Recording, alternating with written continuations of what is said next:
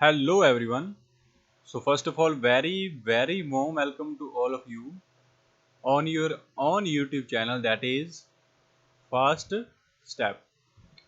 So in today's session, what we are going to discuss about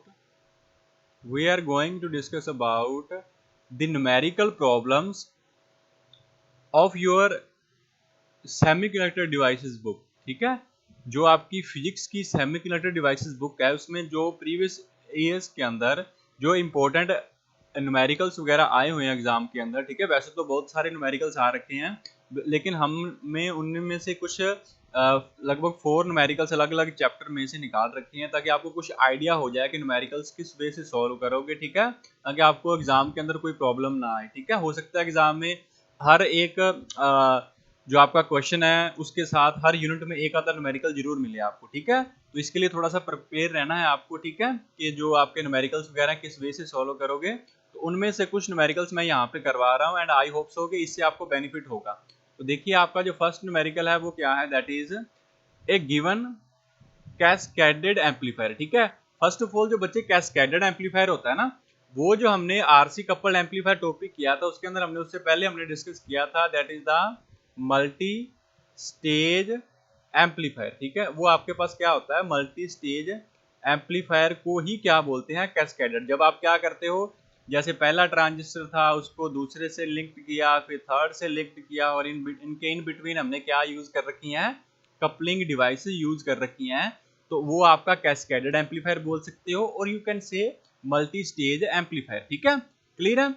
अब next क्या है, अब गेन दे रखे हैं जो उसने यूज कर रखे हैं ना ट्रांजिस्टर, जैसे पहला ट्रांजिस्टर है इसका गेन क्या है, that is A1, and the second transistor having gain A2, और the third stage having gain A3। ठीक है, A1 की वैल्यू देखो कितनी दे रखी है, 10 दे रखी है, A2 की 15 दे रखी है, A3 की कितनी दे रखी है, 20। ठीक है, तो यहाँ पे मैं लिख रहा हूँ A1 की वैल्यू कितनी है, दैट इज A1 की वैल्यू है यहाँ पे 10 है, A1 की वैल्यू 10 है, A2 की वैल्यू आपके पास क्या है, 15 है, एंड A3 की वैल्यू आपके पास कितनी है, 20 है। ठीक है, अब उसने पूछ क्या रखा है ये देखो, now he is asking us to find the overall gain. ठीक है, फर्स्ट ऑफ ऑल हमें क्या फाइंड करना है, ओवरऑल गेन फाइंड करना। तो पहले तो ओवरऑल गेन देखते हैं, बाद में नेक्स्ट क्वेश्चन देखेंगे आगे क्या है। तो अगर आपने ओवरऑल गेन फाइंड करना है तो यहाँ पे मैं पॉइंट डाल लेता हूँ, ये फर्स्ट पॉइंट है, क्या फाइंड कर रहे हैं हम, हमने फाइंड कर रहे हैं that is the overall gain find करना है। ठीक है, ओवरऑल गेन जो है ये फाइंड कर रहे हैं। तो बच्चे अब क्या है, ये तीनों ट्रांजिस्टर्स जो हैं या तीनों जो ये स्टेजेस हैं एक दूसरे के साथ लिंक्ड कर रखी हैं, कपल कर रखी हैं। ठीक है, तो इसमें क्या होता है, इसमें जो ओवरऑल गेन होता है ना, मान के चलो इन तीनों का जो कॉम्बिनेशन होगा इसके कारण जो गेन बनेंगे, जैसे A1 A2 A3 है, इन तीनों के कारण जो टोटल गेन बनेगा उसे मान के चलो A होगा टोटल गेन। ठीक है, तो A जो आएगा ना बच्चे, वो क्या आएगा, वो तीनों स्टेज का मल्टीप्लीकेशन होता है, A1 multiply by A2 multiply by A3। हमने देखा था कि आरसी कपल्ड के अंदर क्या होता है कि ये जो टोटल गेन आएगा इस मल्टीप्लिकेशन से कम आएगा, लेकिन कैस्केडेड एम्पलीफायर के अंदर हम जनरल जो हमारा मीनिंग होता है इसका वो ही हम यहाँ पे यूज करेंगे। ठीक है, तो फर्स्ट के कारण जो A1 है वो देखो क्या है, उसकी वैल्यू 10 है, A2 की वैल्यू क्या है, उसकी वैल्यू 15 है। ठीक है, A1 दैट इज A2, और A3 की वैल्यू कितनी है, दैट इज 20। तो यहाँ से मल्टीप्लाई करोगे तो ये आपके पास आ जाएगा, दैट इज 3000 आ जाएगा। तो ये हमारे पास ओवरऑल गेन आ गया, that is the answer of your first question. जो फर्स्ट पार्ट है इसका फर्स्ट क्वेश्चन का, what is the overall gain, वो हमने फाइंड कर लिया। ठीक है, आई होप सो क्लियर होगा, सिंपल सी चीज है। एंड द नेक्स्ट वन वो हमने कहीं पर डिस्कस नहीं कर रखा, also express each in the decibel. ठीक है, दैट मीन्स के गेन जो होता है ना बच्चे, उसको आप डेसिबल के अंदर भी लिख सकते हो। ठीक है, उसमें कोई प्रॉब्लम नहीं होती, लेकिन डेसिबल में अगर लिखना है तो उसका जो एक फॉर्मूला है वो आपको याद करना होगा कि डेसिमल के अंदर लिखने के लिए हमें कौन सा फॉर्मूला यूज करना होता है। तो देखिए, सेकंड जो आपका पॉइंट है, सेकंड पॉइंट है गेन, हमने फाइंड करना है गेन किसके अंदर फाइंड करना है, गेन इन डेसिबल्स के अंदर। ठीक है ना, ये उसकी एक यूनिट है गेन फाइंड करने की, डेसिबल फाइंड करने की, डेसिबल के अंदर। ठीक है, और वो फॉर्मूला क्या होता है, जो आपका गेन आएगा ए, किसके अंदर फाइंड कर रहे हो, डेसिबल को डीबी से लिखते हैं डेसिबल, तो उसका फॉर्मूला क्या होता है, उसका फॉर्मूला होता है आपके पास 20 log base 10 होगा, और ऊपर नीचे आपके पास डिवाइड किससे करोगे, आपके पास जो आपका गेन होता है ना, इससे आप डिवाइड कर सकते हो। जो आपको गेन दे रखा है that is the voltage gain आपने फाइंड करना है, तो आपको गेन जो होगा यहाँ पे वो लिखना होता है, ठीक है। यहाँ तो सिंपली आप लिख सकते हो दैट इज V2/V1, यहाँ पे ये लिख सकते हो V2/V1, ठीक है। यहाँ आप सिंपली लिख सकते हो that is equal to 20 log base क्या आएगा 10 आएगा, और यहाँ पे सिंपल गेन लिख दो A आएगा, ठीक है। जो जिसके लिए फाइंड करोगे वो आपका गेन आ जाएगा। क्लियर है? तो अब देखो यहाँ पे, अब हम किसके लिए फाइंड कर रहे हैं, अब यहाँ पे बच्चे हम फाइंड करेंगे, पहले तो फाइंड करेंगे इस फर्स्ट जो ट्रांजिस्टर है आपका T1 जो है, इसके लिए फाइंड करेंगे पहले, ठीक है। तो T1 के लिए फाइंड करोगे तो यहाँ पे मैं लिख देता हूँ दैट इज फॉर T1, जो आपका पहला ट्रांजिस्टर है, जहां आपके पास क्या है 4T1 लिख लो, कोई प्रॉब्लम नहीं है, ठीक है। T1 के लिए गेन क्या था A1 था, तो इसके लिए जो आपका गेन आएगा वो क्या आएगा A1, किसके अंदर फाइंड करोगे डेसिबल के अंदर फाइंड करोगे, बस ऊपर वाला फॉर्मूला देख के सेम लिख दो। आगे क्या आ गया 20 लॉग क्या आएगा बेस इसका 10 होगा, और गेन की जगह A आएगा, A कौन सा आएगा A1 आएगा। बस अब वैल्यू पुट करो, ये आपके पास क्या है दैट इज द 20 आएगा, ये आपके पास क्या है लॉग इसका बेस क्या है 10 है, और A1 की वैल्यू देखो क्या है, A1 की वैल्यू है 10, क्वेश्चन के अंदर दे रखी है, तो यहाँ पे मेरे पास आ गया 10, ठीक है। अब ये थोड़ी सी वैल्यूज जो है ये आपको थोड़ा सा याद करना पड़ेगा, 2-4 वैल्यूज याद कर लो। log 10 की जो वैल्यू होती है ना वो आपके पास 1 होती है, ठीक है। तो log 10 की वैल्यू अगर 1 है तो यहाँ पे इसको यूज करोगे तो ये मेरे पास क्या आ गया दैट इज 20 log, और इसकी वैल्यू 1 आ गई, और log 1 की वैल्यू आपके पास जो टोटल वैल्यू आएगी, सॉरी log 10 की वैल्यू 1 होती है, दैट इज यहाँ पे log 10 की टोटल वैल्यू क्या आ गई 1 आ गई, तो 20 मल्टीप्लाई बाय 1, ये आपके पास आंसर क्या आ गया, आंसर आ गया आपके पास 20 आ गया, ठीक है। तो ये हमने T1 के लिए फाइंड कर लिया। सिमिलरली आप किसके लिए फाइंड करोगे, आप फाइंड करोगे दैट इज फॉर T2 के लिए, फॉर T3 के लिए, तो मैं T2 के लिए फाइंड कर देता हूँ। उसका गेन क्या था, उसका गेन था A2, तो उसका गेन निकालोगे किस फॉर्म के अंदर, डेसिबल के अंदर, तो dB लिखोगे, गेन आ गया डेसिबल के अंदर, किसके इक्वल आएगा दैट इज 20 लॉग बेस क्या है 10 है, और इसका गेन क्या है, इसका गेन है A2, तो वैल्यू पुट करो यहाँ पे क्या आ जाएगा, ये 20 है, ये मेरे पास क्या है लॉग बेस 10 है, और A2 आपके पास क्या है, A2 देखो ऊपर लिखा हुआ है, A2 आपके पास है 15 है, ठीक है। तो यहाँ पे वैल्यू पुट करो 15 आ गया। अब log 15 log 10 की वैल्यू 1 होती है, तो log 15 लगभग क्या हो जाएगा 1 पॉइंट समथिंग होगा, ठीक है। तो इसकी वैल्यू जो होती है लगभग 20 मल्टीप्लाई बाय log 1.2 मान सकते हो आप, तो इसको मल्टीप्लाई कर लेना, ये आपके पास अप्रोक्सीमेटली जो आंसर आएगा ना वो अराउंड आ जाएगा दैट इज 24 के अराउंड आपका आंसर आ जाएगा, ठीक है। क्लियर है? तो लगभग इसके अराउंड आपका आंसर आ जाएगा, तो आप लगभग अराउंड फिगर कर देना जो भी आपका आंसर आएगा। तो ये मैंने जस्ट T2 के लिए निकाला है, आप ऐसे T3 के लिए भी फाइंड करोगे, तो just you need to remember this formula, ये बहुत इंपॉर्टेंट फॉर्मूला है। सिंपल गेन निकालना मे भी एग्जाम में ना आए, ये डेसिबल वाला गेन तो एग्जाम में जरूर आएगा, ठीक है। तो इस चीज को कर लो। कैस्केडेड एम्पलीफायर का मतलब होता है अगर हमने किसी जो आपके पास स्टेजेस हैं उनको लगातार कनेक्ट करवा रखा है, A1 A2 A3, जैसे T1 T2 T3, जैसे हमने RC कपल्ड एम्पलीफायर के अंदर किया था, ये उस टाइप की न्यूमेरिकल प्रॉब्लम है, ठीक है। तो इंपॉर्टेंट वन है और प्रीवियस एग्जाम्स के अंदर आई हुई है, ठीक है। आई होप सो कर लोगे, इसमें कोई प्रॉब्लम नहीं होगी, ठीक है बच्चे, हो जाएगी। चलो ठीक है, इसको कर लेना, ठीक है। अब नेक्स्ट प्रॉब्लम देखते हैं हम। नेक्स्ट है हमारे पास दैट इज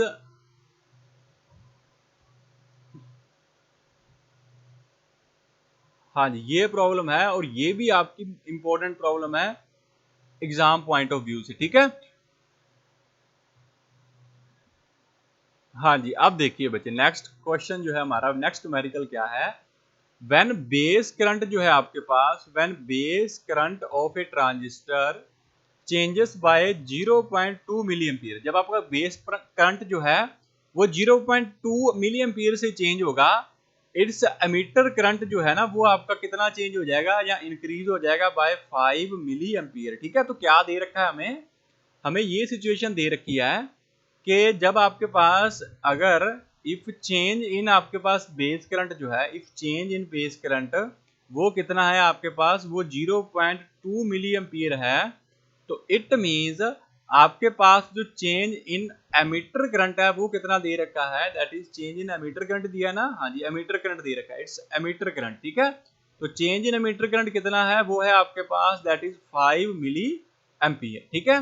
तो फर्स्ट ऑफ ऑल इसको देखो कितना दे रखा है, चेंज इन बेस करंट जो है वो हमें दे रखा है 0.2 मिली एम्पियर, यही दे रखा है। तो फर्स्ट ऑफ ऑल ना इसको मिली से आप कन्वर्ट कर लो माइक्रो के अंदर, ज्यादातर न्यूमेरिकल्स माइक्रो के अंदर सोल्व करते हैं, ठीक है। तो यहाँ पे माइक्रो के अंदर सोल्व करोगे तो माइक्रो का मतलब क्या है, यहाँ पे देखो ये 0.2 है, 0.2 है तो मिली है, इसको क्या करोगे आप, इसको आप लिख सकते हो दैट इज, वैसे ना एग्जाम के अंदर लिखा होगा कि मिली के अंदर करना है या माइक्रो के अंदर करना है, तो जैसा दे रखा होगा इस क्वेश्चन में माइक्रो दे रखा है तो माइक्रो में ही कर लेते हैं, ठीक है। तो ये आपके पास क्या है 10⁻³ है, मैंने यहाँ पे मेंशन नहीं किया कि माइक्रो में फाइंड करना है।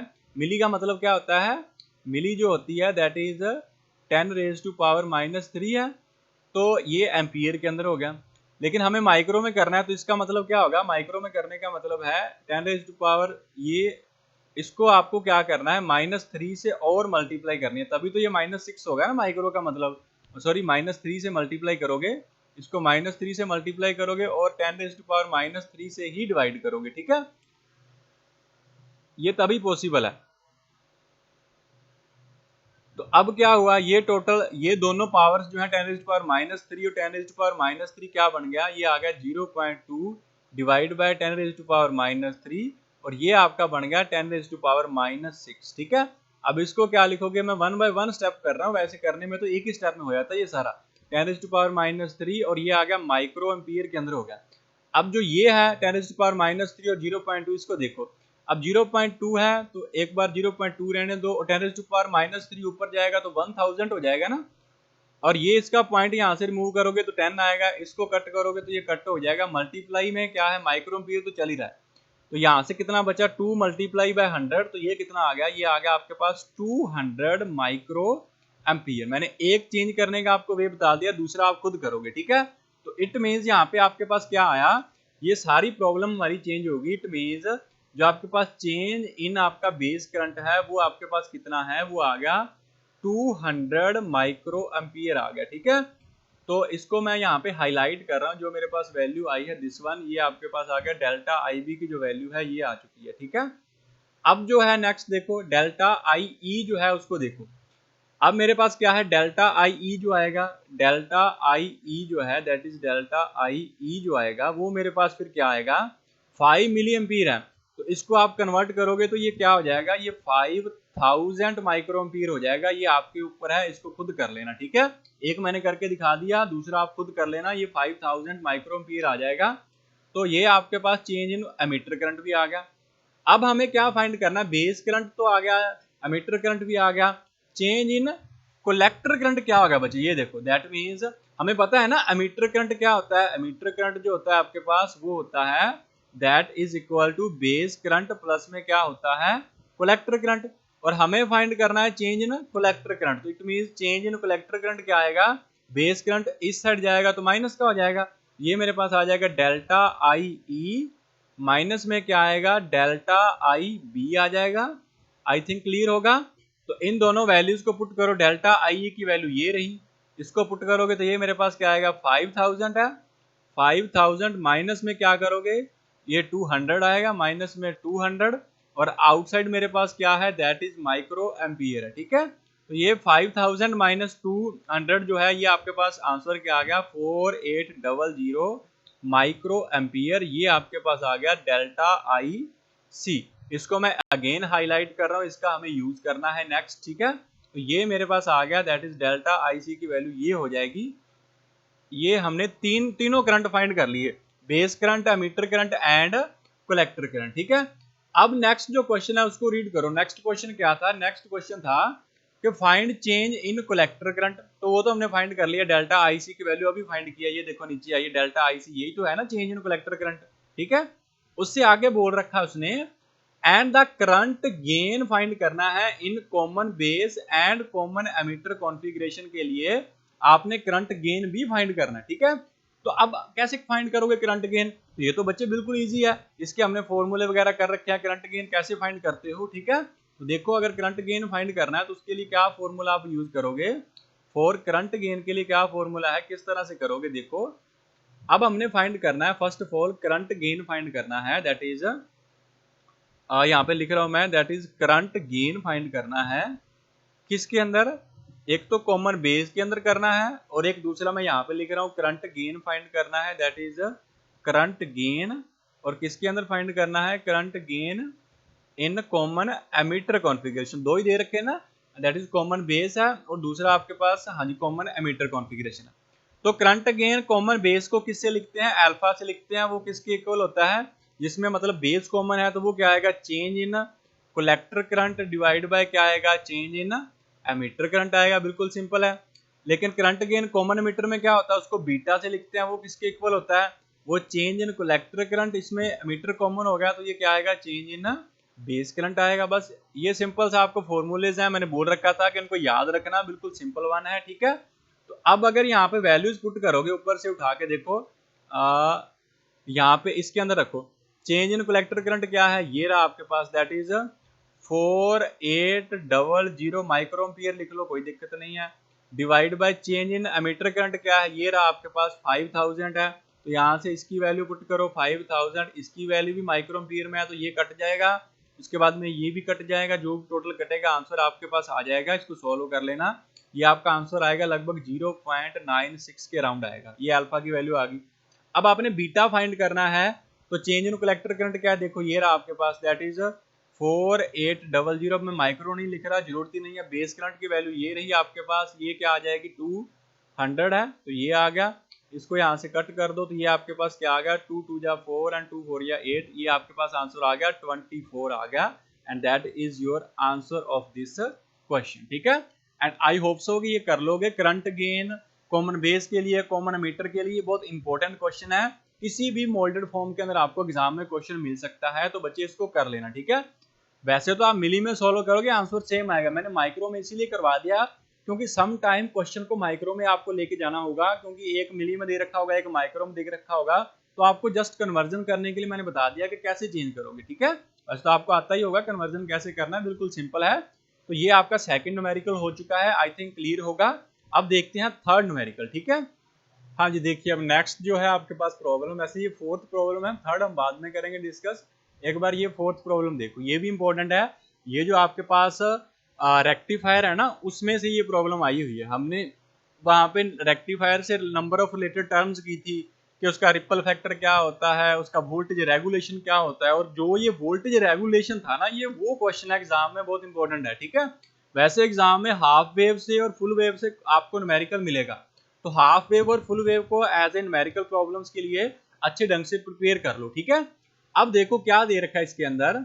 इसके अंदर दे रखा है ए सर्टेन रेगुलेटर दे रखा है, has a no load output, that means no load voltage दे रखी है। कितनी दे रखी है? 6 voltage. And full load voltage, जब आप लोड वोल्टेज वहां पे मतलब लोड के साथ वोल्टेज देख रहे हो तो वो कितनी है? 5.82 वोल्ट है।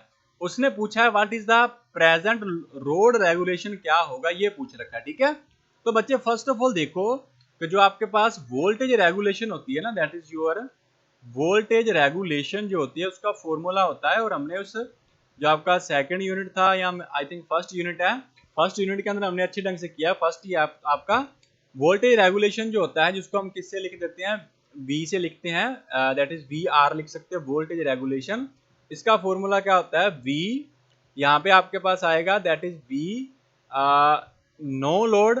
ठीक है, या आप सिंपली लिख सकते हो दैट इज VNL लिख लो, V no load minus V load voltage divide by किससे करना है? That is V load voltage आएगा नीचे। ठीक है, क्लियर है? V no load voltage minus V load voltage divide by V load voltage, और मल्टीप्लाई किससे करनी है आपको? इसको मल्टीप्लाई करनी है 100 से, तो ये परसेंट के अंदर कवर हो जाएगा। ठीक है, तो अब इस न्यूमेरिकल में देखो ये दे रखी no load voltage, that means V no load कितनी दे रखी है? वो दे रखी है आपको 6 वोल्ट। क्लियर है? V no load.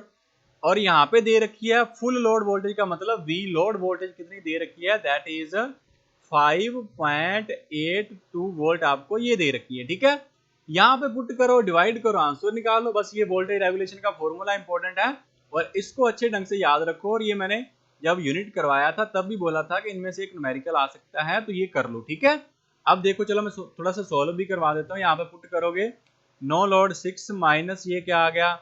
ये आ गया 5.82 डिवाइड बाय क्या है? दैट इज 5.82 और साथ में क्या आ गया, मल्टीप्लाई बाय आपके पास क्या है 100 है। तो यहाँ से इसको सॉल्व करोगे तो ये आपके पास क्या आ गया 0.18 हो जाएगा, डिवाइड बाय क्या आ जाएगा 5.82 और मल्टीप्लाई बाय क्या है 100 है। ठीक है, तो इसको सॉल्व करके बच्चे निकाल लेना। ये आपके पास अप्रोक्सीमेटली जो आपका आंसर आएगा वो लगभग 3.1 आएगा। ठीक है, इट मीन्स 3.1% के अंदर होता है ये आंसर आपका। ठीक है, तो ये आपका 3.1% के अंदर आंसर आ जाएगा। तो आई होप सो निकाल लोगे, इसमें कोई प्रॉब्लम नहीं होगी। ठीक है, तो इस पर्टिकुलर जो आपका रेगुलेटर है उसकी जो वोल्टेज रेगुलेशन है वो क्या है 3.1% आपकी वोल्टेज रेगुलेशन है। और वहां पे हमने किया था मीनिंग क्या होता है कि आप इनपुट चेंज करते हो तो आउटपुट कितनी चेंज होती है, that is the meaning of voltage regulation. तो आई होप सो क्लियर होगा। सिंपल सा न्यूमेरिकल है लेकिन इंपॉर्टेंट न्यूमेरिकल है। तो हाफ वेव और फुल वेव रेक्टिफायर है उसको थोड़ा सा अच्छे ढंग से प्रिपेयर कर लेना। ठीक है, आप 2-3 प्रॉब्लम्स उसकी करके जाना एग्जाम के अंदर। क्लियर है। अब देखिए लास्ट, हाँ जी, अब देखिए आज की जो हमारी लास्ट प्रॉब्लम है उसको देखते हैं उसमें क्या है।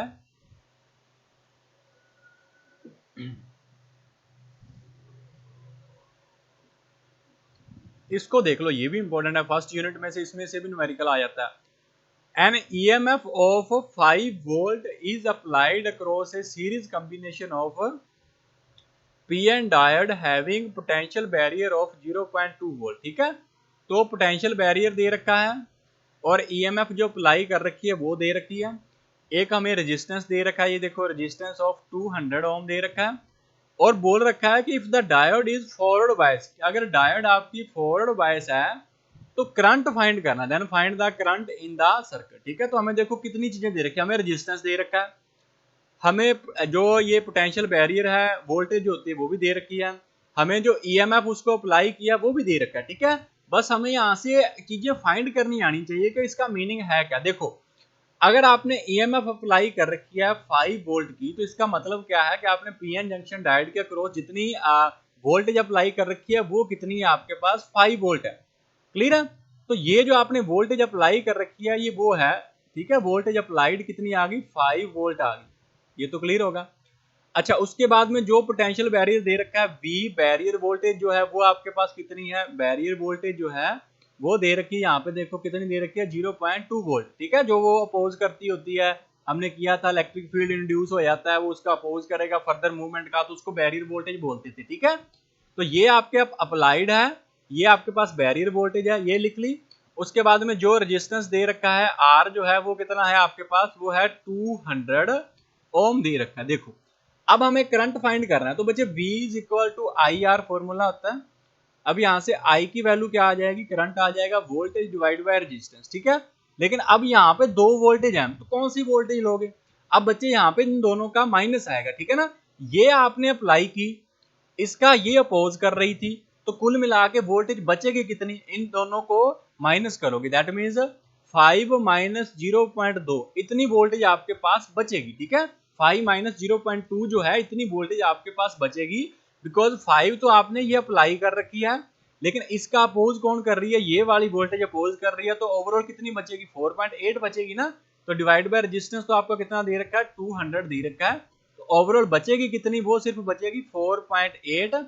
डिवाइड किससे करना है आपने 200 से, इसको कट वगैरह करोगे यहाँ पे ये 0 आ जाएगा तो ये 2 से कट गया तो 2 2 जा 4 2 4 या 8 डिवाइड बाय ये आपके पास 3 जीरोस हैं तो ये आ गया 0.024 और ये करंट है तो एम्पीयर के अंदर इसकी यूनिट आ जाएगी। ठीक है, तो इट मीन्स आपका जो इसके लिए करंट आएगा वो आपके पास क्या आएगा 0.024 एम्पीयर आप ऐसे निकाल सकते हो। ठीक है, आई होप सो क्लियर होगा, इसमें कोई कंफ्यूजन नहीं है। इस वे से आप जो ये ईएमएफ वगैरह है वो आप सॉरी ईएमएफ कह रहा हूँ करंट वगैरह है पीएन जंक्शन डायोड के लिए आप फाइंड कर सकते हो। क्लियर है, आई थिंक क्लियर होगा, इसमें किसी को कंफ्यूजन नहीं होगी। ठीक है, तो ये आपके 3-4 हमने न्यूमेरिकल्स आज डिस्कस किए हैं। ठीक है, तो इस वे से इसी टाइप के बस न्यूमेरिकल्स वगैरह होंगे, कुछ और भी प्रॉब्लम्स हो सकती हैं यहाँ पे। ठीक है, तो इस टाइप के कुछ क्वेश्चंस जो हैं एग्जाम में जरूर देख के जाइए। एक तो हाफ वेव रेक्टिफायर वाला जो है वो टॉपिक बहुत इंपॉर्टेंट है। ठीक है, उसके बाद में आपका जो ये है पीएन जंक्शन डायोड, इसमें से एक क्वेश्चन आपको एग्जाम में मे भी मिल जाए। ठीक है, और उसके बाद में जो आपका हमने करंट गेन कर रखे हैं अल्फा और बीटा, उसमें से एक क्वेश्चन आ सकता है जो हमने ये वाला डिस्कस किया था। और एक आपका जो फर्स्ट है एम्पलीफायर जो हमने किया है, थर्ड यूनिट है, उसमें से एक क्वेश्चन आपको गेन वगैरह का मिल सकता है। ठीक है, तो ये जो फॉर्मूले मैंने इंपॉर्टेंट बताए हैं, बाकी तो सिंपल है, इजी आप कर लोगे। जो इंपॉर्टेंट वन थे वो मैंने यहाँ पे डिस्कस कर दिए हैं। आई होप सो ये आप अच्छे ढंग से कर लोगे। ठीक है, तो ठीक है बच्चे, ये आपका आज का लास्ट ही लेक्चर था फ्रॉम योर थर्ड यूनिट। ये तो सारा बुक का ही होगा लेक्चर, तो आई थिंक सारा आपका कंप्लीट है। अगर आपका कोई पेंडिंग वगैरह हो तो वो आप मैसेज वगैरह कर देना, तो बाद में हम देख लेंगे। ठीक है, क्लियर है बच्चे? ठीक है बच्चे।